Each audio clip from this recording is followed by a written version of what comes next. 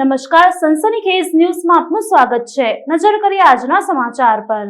ભાજપના રાષ્ટ્રીય પ્રવક્તા ડોક્ટર સંબિત પાત્રાએ વડોદરા ભાજપ કાર્યાલય ખાતે પત્રકાર પરિષદ યોજી કોંગ્રેસ પક્ષ ઉપર આકરા પ્રહાર સાથે વિધાનસભાની ચૂંટણીમાં વડોદરા શહેર જિલ્લાની તમામ 10 બેઠક ઉપર પ્રચંડ જીતનો આશાવાદ વ્યક્ત કર્યો હતો। પત્રકાર પરિષદમાં તેમણે જણાવ્યું હતું કે ગુજરાતની જનતા આ વખતે નવા રેકોર્ડ સર્જી ફરી એક વખત ભાજપની સરકાર બનાવશે। નરેન્દ્ર મોદી શ્રીને મુખ્યમંત્રી અને પ્રધાનમંત્રી બનાવવામાં ગુજરાતની જનતાનો સિંહ ફાળો છે। લોકતંત્રમાં વિપક્ષ મજબૂત હોવો જરૂરી છે, પરંતુ કોંગ્રેસના સોનિયા ગાંધી, પ્રિયંકા ગાંધી અને રાહુલ ગાંધીમાં ઉદાસીનતા નજરે ચડે છે। ખરેખર પીએમ એટલે પસીનો અને મહેનત છે। આ ઉપરાંત સર્જિકલ સ્ટ્રાઇક તથા પીઓકે નિવેદન મુદ્દે સેના ઉપર સવાલ ઉઠાવનાર રાહુલ ગાંધી અને તેમના મિત્રો ભારત જોડો યાત્રામાં સામેલ થવા ક્વોલિફાઈડ છે। સ્ટેચ્યુ ઓફ યુનિટી કોઈ ટુરિઝમ નથી, પરંતુ ગુજરાતની સત્ય ગાથા સાથે એકતાનું કેન્દ્ર છે। તેનો પણ કોંગ્રેસે વિરોધ કર્યો। ભવ્ય રામ મંદિરનું નિર્માણ થતાં ભાજપ શાસનમાં વિકાસ અને સંસ્કૃતિ આગળ વધી રહ્યા છે, ત્યારે વિધાનસભાની ચૂંટણીમાં વડોદરા શહેર જિલ્લાની જનતાને વધુ મતદાન કરવાની અપીલ પણ કરી હતી। નગરના અધ્યક્ષ ડોક્ટર વિજયભાઈ શાહ, ભારતીય જનતા પાર્ટીના રાષ્ટ્રીય પ્રવક્તા અને ઓએનજીસીના ડિરેક્ટર ડૉક્ટર સંબિત પાત્રાજી, ડૉક્ટર જ્યોતિબેન પંડ્યા, સત્યેન કુલાબકર, સંજીવભાઈ પંચોલી, આપ સર્વનું ફરીથી હાર્દિક સ્વાગત છે। પત્રકાર પરિષદનું કામ શરૂ કરીએ। હું સર્વપ્રથમ ડૉક્ટર વિજયભાઈને વિનંતી કરીશ કે આપણને ઉદ્બોધન કરે। ડૉક્ટર વિજયભાઈ। વડોદરા મહાનગરના ઇલેક્ટ્રોનિક અને પ્રિન્ટ મીડિયાના પત્રકાર મિત્રોનું આજે સ્વાગત છે। 2 દિવસમાં 3 વખત તમારી સાથે વાતચીત કરવાનો અમને મોકો મળ્યો છે। ઇલેક્શનનો સમયગાળો છે। રાષ્ટ્રીય પ્રવક્તા માન્ય શ્રી ડૉક્ટર પાત્રાજી આજે આપણી વચ્ચે ઉપસ્થિત છે। પોતે જનરલ સર્જન છે અને લેપ્રોસ્કોપી સર્જરી એમની સ્પેશિયાલિટી છે। વર્ષોથી ભારતીય જનતા પાર્ટીના પ્રવક્તા તરીકેની તેમની જવાબદારી છે। હાલમાં ભારતની નવરત્ન કંપનીઓમાંની એક એવા ઓએનજીસીના ડાયરેક્ટર તરીકે પણ એ સેવા આપી રહ્યા છે, ત્યારે વડોદરા મહાનગરમાં એમનું સ્વાગત કરીએ છીએ। 2022ના વિધાનસભાના ઇલેક્શનમાં સમગ્ર ગુજરાતમાં જે પ્રકારનું ભારતીય જનતા પાર્ટી માટેનું માહોલ બન્યું છે, માન્ય શ્રી નરેન્દ્રભાઈ મોદીજીની ગઈકાલની જાહેર સભામાં જે રીતે કાર્યકર્તાઓ અને શુભેચ્છકો ઉપસ્થિત રહ્યા હતા, છેલ્લા 20 દિવસથી સમગ્ર ગુજરાતમાં જે રીતે માન્ય મોદી સાહેબ, માન્ય શ્રી અમિતભાઈ, માન્ય ભૂપેન્દ્રભાઈ અને અન્ય સૌ મુખ્ય લોકોના પ્રવાસના માધ્યમથી 150 કરતાં પણ વધારે સીટ ભારતીય જનતા પાર્ટીના ઉમેદવારો જીતે એ પ્રકારનું જે આયોજન થયું છે। માનનીય મોદી સાહેબ હંમેશા એમના પ્રવચનમાં કહેતા રહ્યા છે, ગઈકાલે પણ એમણે વાત કરી છે કે નરેન્દ્રનો રેકોર્ડ ભૂપેન્દ્ર તોડે એના માટેની આ અમારી મહેનત છે। તો જે ભારતીય જનતા પાર્ટી તરફનું વાતાવરણ બન્યું છે અને જે રીતે ભારતીય જનતા પાર્ટીના કાર્યકર્તાઓ પેજ સમિતિના માધ્યમથી લોકો સુધી પહોંચી રહ્યા છે, એને કારણે વડોદરા મહાનગરની 5 વિધાનસભાની બેઠક અને વડોદરા જિલ્લાની 5 વિધાનસભાની બેઠક, આમ 10 બેઠક ઉપર ભારતીય જનતા પાર્ટીનો વિજય નિશ્ચિત છે। આ સંદર્ભમાં આપની સાથે વાતચીત કરવા માટે માન્ય ડૉક્ટર પાત્રાજી ઉપસ્થિત છે, ત્યારે એમને હું વિનંતી કરું કે તેઓ આજની આ પ્રેસ કોન્ફરન્સને સંબોધન કરે। माननीय श्री पात्रा। धन्यवाद। आदरणीय डॉक्टर जी को नमन करता हूँ, प्रणाम करता हूँ। सर्वप्रथम मैं इस पवित्र मिट्टी को, बड़ोदरा के पवित्र मिट्टी को नमन करता हूँ। यह कोई साधारण जगह नहीं है। यह अगर सही मायने में कहा जाए तो कल्चरल कैपिटल, जो गुजरात की सांस्कृतिक जन्मभूमि है, सांस्कृतिक राजधानी है, यह वह क्षेत्र है। और माँ काली यहाँ से ज़्यादा दूर नहीं। पावागढ़, जहाँ अनेकों वर्षों के बाद आदरणीय नरेंद्र मोदी जी के उद्यम से वहाँ ध्वजारोहण हुआ है। मैं माँ काली के चरणों में कोटि कोटि नमन करता हूँ। आप सबके लिए कामना करते हुए इस प्रेस कॉन्फ्रेंस को आरंभ करता हूँ। अभी अध्यक्ष जी ने कहा कि 5 सीट महानगर के और 5 सीट जिले के, कुल मिलाकर के 10 जो सीट बड़ोदरा में है, इन 10 सीट पर भारतीय जनता पार्टी की प्रचंड जीत होने वाली है। 10 में से 10 सीट भारतीय जनता पार्टी के खाते में आने वाले हैं जब 8 तारीख को परिणाम हमारे समक्ष आएंगे। और क्यों ना हो, विकास की जिस प्रकार की गाथा बड़ोदरा में हम सब ने नरेंद्र मोदी जी के नेतृत्व में, भाजपा के नेतृत्व में देखा है, चाहे वो गति शक्ति यूनिवर्सिटी हो, चाहे वो स्पोर्ट्स यूनिवर्सिटी हो, या 65,000 करोड़ रुपए के लागत से जहाज बनाने का जो कारखाना, उसकी जो शिलान्यास की गई है, ये सारे विषय बड़ोदरा के लिए सिद्ध करती है इस बात को कि प्रधानमंत्री नरेंद्र मोदी जी का जो लगाव बड़ोदरा के प्रति है, उनकी जो ये कर्मभूमि रही है, ये कर्मभूमि संपूर्ण रूप से मोदी जी के साथ है। इसके साथ ही प्रेस कॉन्फ्रेंस आरंभ करने से पहले मैं यहाँ के गायकवाड़ राजघराने को बहुत बहुत नमन करूँगा, उनको प्रणाम करूँगा। और बड़ोदरा आकर अगर मैं उन्हें नमन न करूँ तो ये सफ़र अधूरा होगा। स्वामी विवेकानंद हो, स्वामी अरविंद घोष हो, या फिर हम सबके प्रिय बाबा साहेब अम्बेडकर हों, सभी के लिए जिस प्रकार से इस पवित्र मिट्टी और यहाँ के राजघराने ने काम किया है, यह विकास का एक बहुत महत्वपूर्ण तीर्थ स्थान अनंत काल से रहा है। इसलिए मैं बड़ोदरा को नमन करता हूँ।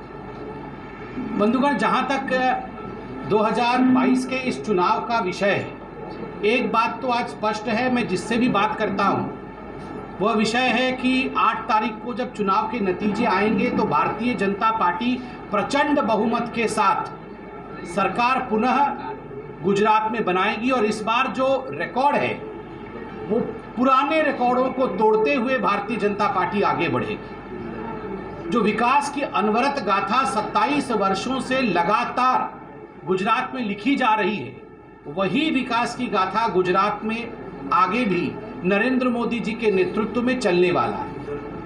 बंधुगण, मैं उड़ीसा से आता हूं, मगर फिर भी उड़ीसा और गुजरात के बीच में एक बहुत बड़ा कनेक्ट, और वो कनेक्ट महाप्रभु जगन्नाथ जी का है।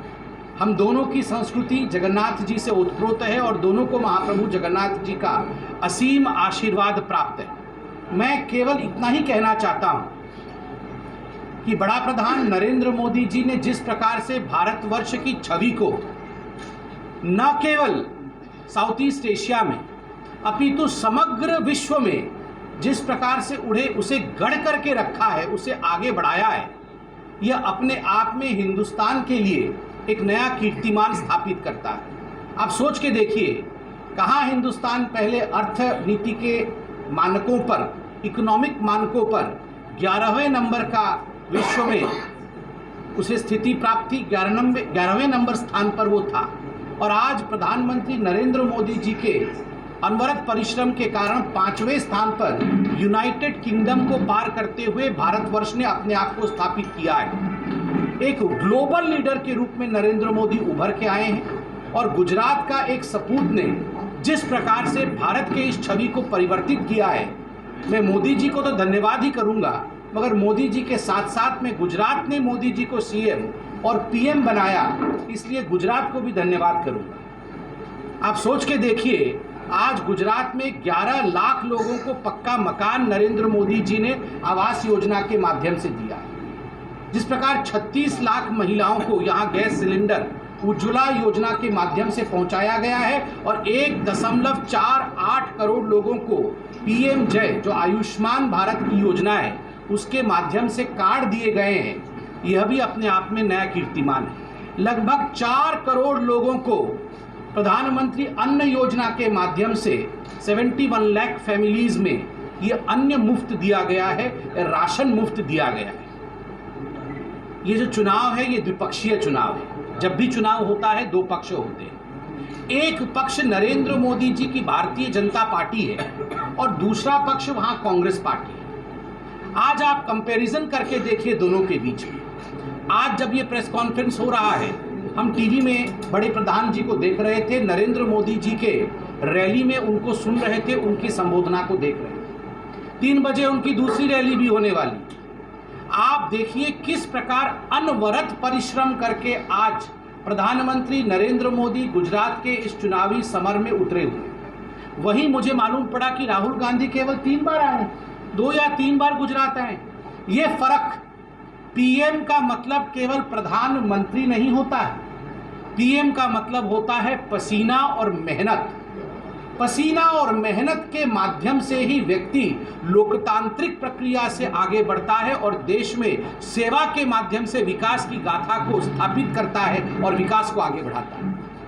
और धन्य है कि गुजरात की इस भूमि ने जिस प्रकार से आशीर्वाद दिया है नरेंद्र भाई मोदी जी को कि हमने आपको सीएम बनाया, हमने आपको पीएम बनाया, अब विकास की एक नए नैरेटिव को स्थापित करिए। और पसीना और मेहनत के माध्यम से प्रधानमंत्री नरेंद्र मोदी आज भी, हम सब यहाँ कार्यकर्ता बैठे हुए हैं, आज भी एक साधारण कार्यकर्ता के रूप में काम कर रहे हैं।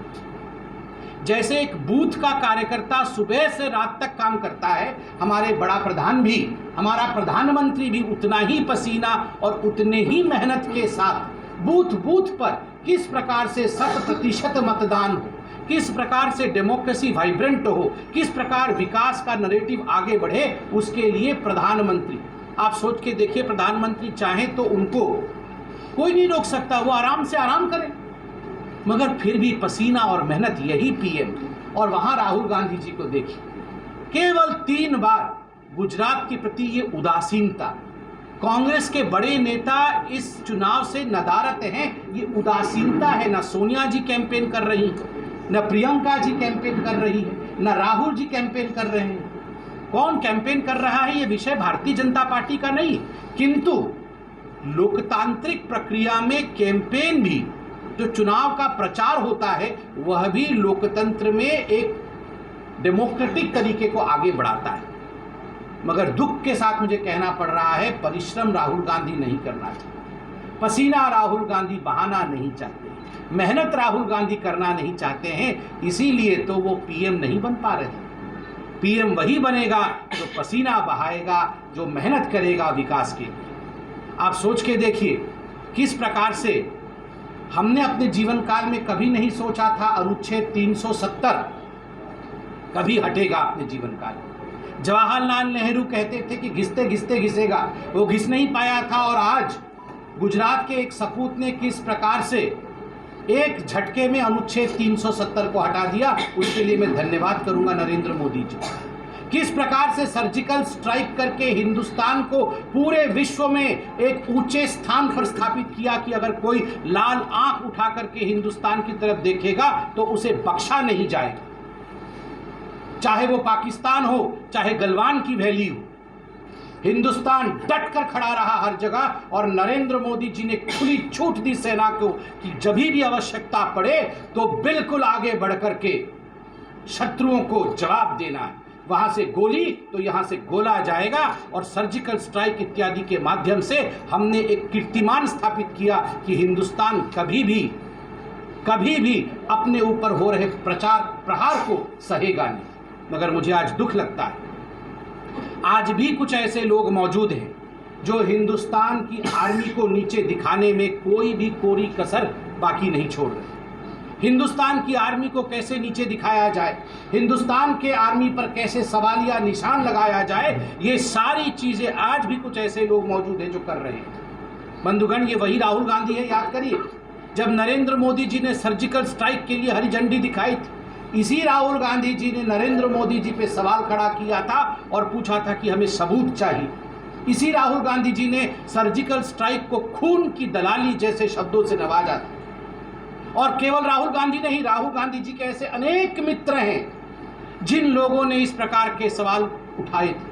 और आज भी मैं टीवी में देख रहा था, जब पीओके को लेकर हमारी आर्मी ने कुछ कहा है तो आर्मी के ऊपर सवाल उठाने का काम ऐसे ही कुछ लोग कर रहे हैं। मैं तो राहुल जी से पूछना चाहूंगा, जो लोग आज आर्मी को गाली देने का काम कर रहे हैं, आर्मी पे सवाल उठाने का काम कर रहे हैं, बहुत जल्द उन्हें भारत तोड़ो यात्रा में देखने को मिलेगा। जाएंगे वो सब। ये क्वालिफिकेशन, जो इंडिया की आर्मी को गाली दे सके वो क्वालिफाइड है भारत तोड़ो यात्रा में जाने के लिए। जो कह सके इंडिया के आर्मी के चीफ सड़क के गुंडे जैसा व्यवहार करते हैं, वो क्वालिफाइड हो जाता है भारत तोड़ो यात्रा में अपने आप को सम्मिलित करने के लिए। जो ये कह सके कि ये खून की दलाली है, ये सर्जिकल स्ट्राइक नहीं है, ये क्वालिफाई कर जाता है भारत तोड़ो यात्रा में सम्मिलित करने के लिए। जो ये कहता है कि आतंकवादियों के मृत शरीर को देखकर सोनिया जी 3 रातों तक सो नहीं पाई, वो क्वालिफाई कर जाता है भारत तोड़ो यात्रा में सम्मिलित होने के लिए। मैंने एक बार भी भारत जोड़ो इसलिए नहीं कहा क्योंकि ये भारत जोड़ो यात्रा हो ही नहीं सकती। आर्मी को गाली देना और वैसे लोगों को स्थान देना, ये कभी भी भारत जोड़ो नहीं हो सकता। इसलिए एक तरफ भारत में विकास को आगे बढ़ाने की नीति और दूसरी तरफ भारत को छिन्न विच्छिन्न करने की, भारत को तोड़ने की नीति, जीत हमेशा ही विकास की होगी। और इसीलिए गुजरातियों ने हमेशा गुजरात के लाल, गुजरात के सपूत नरेंद्र भाई मोदी जी को अपना आशीर्वाद दिया। बंधुगण, अंत में मैं इतना ही कहूँगा कि यहाँ से थोड़ी दूरी पर स्टैचू ऑफ यूनिटी भी, ये स्टैचू ऑफ यूनिटी केवल एक विशाल स्टैचू नहीं है, ये स्टैचू ऑफ यूनिटी केवल एक बहुत बड़ी मूर्ति या प्रतिमूर्ति नहीं है, एक टूरिस्ट अट्रैक्शन नहीं, यह एक विचार का अमलीभूत होना है।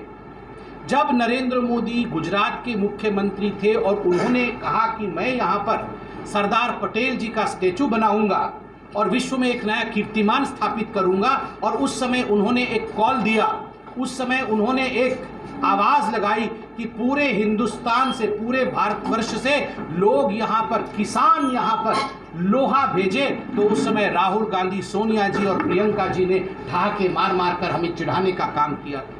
उस समय राहुल गांधी जी ने कहा था ये तो मजाक है, ऐसा तो बन ही नहीं सकता है, ऐसा हो नहीं सकता।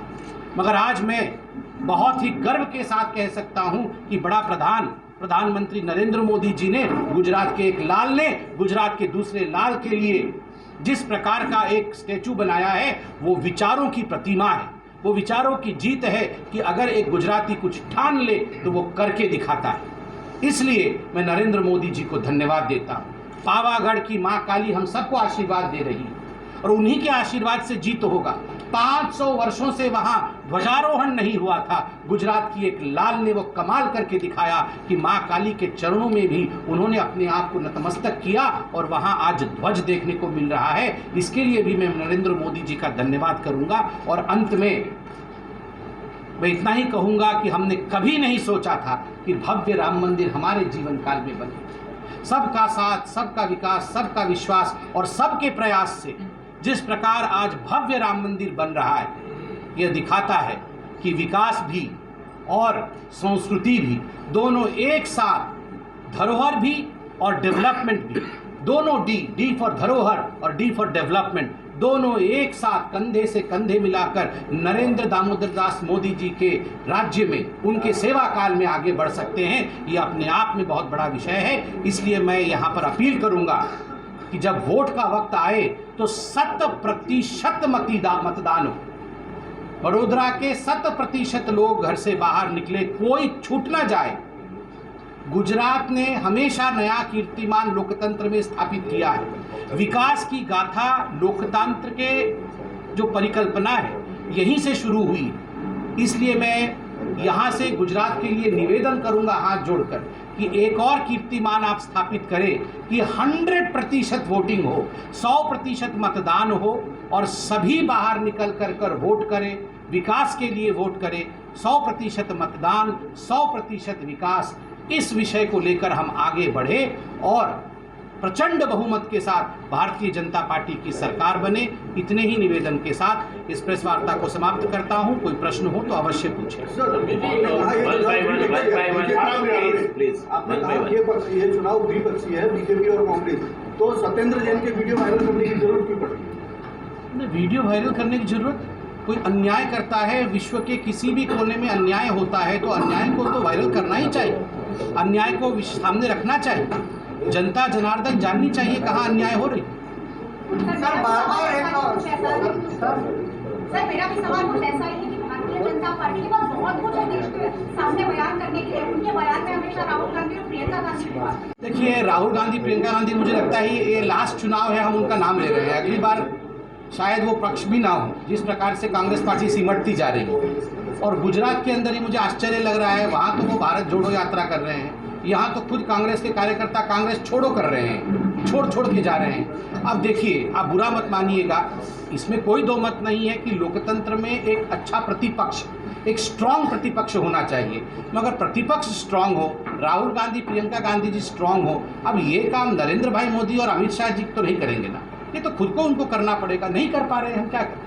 सर, विपक्ष की आप बात कर रहे थे, विपक्ष से बार बार सवाल उठाते हैं, सर्जिकल स्ट्राइक हो, कुछ भी हो, लेकिन आज सुप्रीम कोर्ट ने ऐसा बोला है कि भाई जो अपना चुनावी कमिश्नर जो बनाया गया अरुण गोयल को, आज सुप्रीम कोर्ट ने आपके सरकार के पास फाइल मांगी है कि भाई क्यों बनाना पड़ा, VRS लेने के बाद तुरंत ही उसको क्यों बनाया। ये विषय सुप्रीम कोर्ट का है, इस पर मैं कोई टिप्पणी नहीं करूँगा। जगदीश ठाकुर ने गुजरात के प्रमुख कांग्रेस के उन्होंने कहा है कि इलेक्शन के मतदान के 1 महीने पहले दूसरों और प्लेकरों को पैरोल पे छोड़ा जा रहा है और वो लोगों को धमका रहे हैं। देखिए, मैं तो गुजरात का नहीं हूँ, मगर मैं तो अखबार पढ़ता हूँ, आप लोगों का चैनल भी देखता हूँ। 1995 से पहले गुजरात की स्थिति क्या थी ये छुपा नहीं, किस प्रकार से गुंडे और किस प्रकार से दादाओं का बोलबाला था।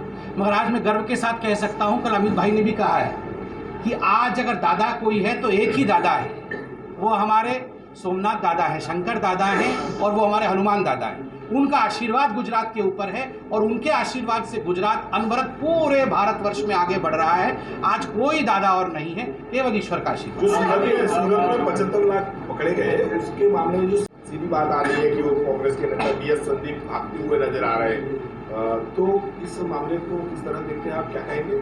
देखिए, जब मैं प्रेस कॉन्फ्रेंस में आ रहा था उसी समय मैं न्यूज़ चैनल में देखा कि सूरत में जो अवैध 75 लाख पकड़े गए हैं उसके पीछे कांग्रेस का हाथ है और कोई अशोक गहलोत जी का व्यक्ति उसमें सम्मिलित है। मैं पूरी उसकी जानकारी लूँगा, मगर वैसे ये अतिशयोक्ति नहीं है। जहाँ भी भ्रष्टाचार है वहाँ कांग्रेस का होना ये तो बिल्कुल वैसे ही है कि जहाँ बादल होगा वहाँ पानी होगा। अरविंद केजरीवाल 2 दिन पहले क्योंकि हर बार हर एक प्रेस कॉन्फ्रेंस हो या कुछ भी हो, कांग्रेस का नाम जरूर लिया जाता है। अब आप 27 सालों से बीजेपी है गुजरात में, जरूर प्रहार करने की आप देखिए, इसके बजाय हम विकास की बात करते हैं। बहन, ये तो नाइंसाफी है। अगर हम लोग कांग्रेस का नाम नहीं लेते हैं तो आप कहते हैं कि डिक्टेटर बन गए हैं। ये लोग विपक्ष का नाम भी नहीं लेते हैं और नाम लेते हैं तो आप कहते हैं कांग्रेस का नाम क्यों ले रहे हैं। एक डेमोक्रेसी में विपक्ष का नाम लेना ये आवश्यक है। 2 दिन पहले CM अरविंद केजरीवाल आए थे, उन्होंने आरोप ऐसा लगाया है कि जो सत्येंद्र जैन का जो वीडियो है उनको डॉक्टर ने रिकमेंड किया था कि फिजियोथेरेपी के लिए, तो वो VIP ट्रीटमेंट नहीं है। और उन्होंने तपास ये भी करने को बोला है कि अमित शाह जी जब मंत्री थे गुजरात में, उन्हें भी जेल जाना पड़ा था और उनको जो VIP ट्रीटमेंट नहीं कह सकते, ऐसा उन्होंने कहा है। आपका क्या कहना है? देखिए, मुझे तो बड़ा आश्चर्य लग रहा है, अगर अभी भी अरविंद केजरीवाल जी एक रेपिस्ट को फिजियोथेरेपिस्ट कहने में लगे हुए हैं जैसा आप बता रहे हैं, तो इससे शर्मनाक बयान कोई नहीं हो सकता। मैं खुद डॉक्टर हूँ, यहाँ अध्यक्ष जी भी डॉक्टर बैठे हुए हैं। ये हमारे कम्युनिटी के लिए बहुत ख़राब बात है कि जिस व्यक्ति के ऊपर पॉक्सो एक्ट के अंतर्गत अपनी ही बेटी के ऊपर दुष्कर्म करने का इल्ज़ाम हो, कम से कम उसको हमारे प्रोफेशन से मत जोड़िए। ये हम लोग डॉक्टर बैठे हैं, कम से कम ऐसा तो ना करें। अभी ये विकास की राजनीति भाजपा कर रही है, लेकिन महंगाई जिस तरह से बढ़ रही है, पेट्रोल के दाम बढ़ रहे हैं, खाद्य तेलों के दाम बढ़ रहे हैं। जो 70 से 80 रुपये में जो लीटर पेट्रोल मिल रहा था, खाद्य ऑयल मिल रहा था, वो आज 150 के पार खाद्य तेल पहुंच गया और पेट्रोल 95-96 तक पहुंच गया। तो ये महंगाई कम करने के लिए गवर्नमेंट क्या करेगी? देखिए, कोरोना पेंडेमिक के पश्चात जो वैश्विक परिस्थिति बनी है वो बहुत ही चिंताजनक रही, मगर फिर भी आज हम बहुत ही खुशी के साथ कह सकते हैं कि IMF और world bank, international monetary fund और वर्ल्ड बैंक ने जो हाल फिलहाल में एक स्टेटमेंट जारी किया है कि पूरे विश्व में रिसेशन होने वाला है। पूरा विश्व और उसकी अर्थ स्थिति जो है वो उसकी गति कम होने वाली है। केवल भारतवर्ष ही एक ब्राइट स्पॉट रहेगा and India will never go into recession. Bharat कभी रिसेशन में नहीं जाएगा क्योंकि उसकी जो मूल बुनियाद है अर्थनीति की वो स्ट्रांग है। इन सभी को ध्यान में रखते हुए आज जो अर्थनीति भारत में चल रहा है वो वैश्विक महामारी से लड़ने की क्षमता भारतीयों को देता है। आत्मनिर्भर भारत का पैकेज हो या फिर हर गरीब के घर में राशन कैसे पहुंचे, मुफ्त राशन कैसे पहुंचे, इसकी चिंता करनी हो, हर व्यक्ति को किस प्रकार से 3 डोज वैक्सीन के मिले, वो भी मुफ्त मिले, इसकी चिंता बड़ा प्रधान जी ने लगातार अनवरत परिश्रम करके किया है। सर सर, ये जीएसटी और गुजरात नोटबंदी में- आपका बहुत बड़े दो मुद्दे रहे हैं, लेकिन भाषण जो नेता आ रहे हैं यहाँ से, उनके भाषणों से जीएसटी और नोटबंदी दोनों गायब है। नहीं, आप लोग सवाल पूछते हैं, हम लोग सबका जवाब देते हैं। ये विषय कोर्ट तक भी गए हैं, कोर्ट में भी सब सरकार जवाब दे रही है, कोर्ट में भी विषय को रख रही है, तो कोई भाग नहीं रहा है। और इन विषयों पर तो लोकसभा का चुनाव भी हुआ है। पिछला लोकसभा का चुनाव के मुख्य 2 मुद्दे थे, जनता ने आशीर्वाद दिया है। सर, गुजरात में बिजली का भाव है कि भाई जो सेवा 7 रुपये 29 पैसा पर यूनिट था, आज 9 रुपया 76 पैसा। इसमें मैं आपको बताऊं कि मैं लोकल नहीं हूँ, बाहर से आया हूँ, तो ये थोड़ा विषय मुझे जानना पड़ेगा, मैं जान के जवाब दूंगा। भाव प्रश्न नहीं है, भाव प्रश्न नहीं है, प्रश्न वो है कि जो गुजरात सरकार पहले प्राइवेट सेक्टर से खरीदती नहीं थी, आज 40% हो गया गुजरात सरकार अपनी बिजली उत्पादन कर रहा है। उसके सामने जो गुजरात सरकार ने प्राइवेट सेक्टर से लेना शुरू कर दिया, इसके लिए भाव बढ़ा है। मैं इसका पूरा पता लगा के जवाब दूंगा, पूरा पता लगा के, बिना अध्ययन प्रवक्ता को कभी जवाब नहीं देना चाहिए, मैं अध्ययन करके जवाब दूंगा। सभी आप कह रहे हैं कि भारत और कांग्रेस छोड़ो यात्रा चल रही है। वडोदरा में 3 सीट ऐसी है जहाँ पे पूर्व एमएलए या एमएलए ने अपक्ष उम्मीदवारी की थी, एक को बनाया गया है, तो वो क्या है? देखिए, अगर हमारे पार्टी से कोई अपक्ष में अर्थात हमारे खिलाफ भी लड़ रहा है, हम फिर भी सम्मान भाव के साथ हाथ जोड़ के परिवार के रूप में ही कहेंगे। हमारे बड़े उनके पास जाएंगे, गए भी हैं और भी जाएंगे, वो हमारे परिवार के हिस्से हैं, कभी भी उनके लिए हम खराब नहीं सोचेंगे। बाकी हमारे परिवार के बड़े लोग बैठे हैं, वो मिलके करेंगे। गए भी माने तो नहीं, सब ठीक हो जाएगा, नहीं माने नहीं, अपक्ष लड़ ही रहे, कोई बात नहीं, सब ठीक हो जाएगा, ठीक कर देंगे।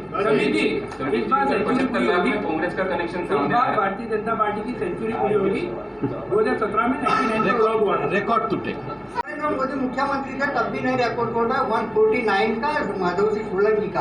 क्या इस बार आप मानते हो कि टूट जाएगा रिकॉर्ड? रिकॉर्ड टूटेगा और हमें वेट करना चाहिए 8 तारीख को। मैं अधिक कहूँगा तो ये आपको अहंकार लगेगा, इसलिए मुझे लगता है अहंकार से हमें नहीं होना चाहिए, अति आत्मविश्वास भी नहीं, मगर विश्वास के साथ मैं कह सकता हूँ कि रिकॉर्ड टूटेगा और ये रिकॉर्ड विकास के लिए टूटेगा, जनता के आशीर्वाद के लिए। एक बार वहाँ से भी हो जाए। 75 लाख पकड़े गए, उसमें कांग्रेस का कनेक्शन सामने आया। इससे पहले भी केस पकड़ी गई तो उसमें आम आदमी पार्टी का कनेक्शन सामने आया, तो वो भी सुरक्षित क्या प्रदेश अध्यक्ष और होम मिनिस्टर का इलाका है, इसके लिए दूसरे जो राजकीय पक्ष है वो ज़्यादा पैसों की हेराफेरी कर रही है। देखिए, जिस प्रकार से पैसों की हेराफेरी आपने अभी कांग्रेस के विषय में सूरत में कहा, जो अभी न्यूज़ चैनल्स में चल रहा है, उसकी जांच भी हो रही है और मैं बिल्कुल स्पष्ट रूप से कह सकता हूं कि जांच करने के पश्चात जो सत्य है सामने आएगा। इसमें कोई दो मत नहीं है कि जहां तक कांग्रेस पार्टी का सवाल है, वो भ्रष्टाचार में आकंठ डूबी हुई है और इसी कारण से इस प्रकार के लेन देन में वो व्यस्त है और वो जानती है कि बुरी तरह से वो हारने वाली है। तो कहीं ना कहीं एक फ्रस्ट्रेशन होता है, ये पैसे का लेन देन, पैसा पकड़ा जाना, ये एक फ्रस्ट्रेशन भी होता है। वहाँ से भी बहन आपने बोला कि जहाँ पे भ्रष्टाचार होता है वहाँ पे कांग्रेस की होती है, तो मोरबी ब्रिज के बारे में आप क्या कहेंगे? उसकी जांच हो रही है, अभी भी कोर्ट ने कुछ कहा है। बिल्कुल देखिए, खुद पालिका में बीजेपी की सरकार है, कोई, मैंने कहा ना, किसी की भी सरकार, हमारी सरकार है, पूरी जांच हो रही है और कोई नहीं बख्शा जाएगा, किसी को नहीं बख्शा जाएगा, इसमें आप बिल्कुल निश्चित रहिए। सर, एक सवाल है मेरा,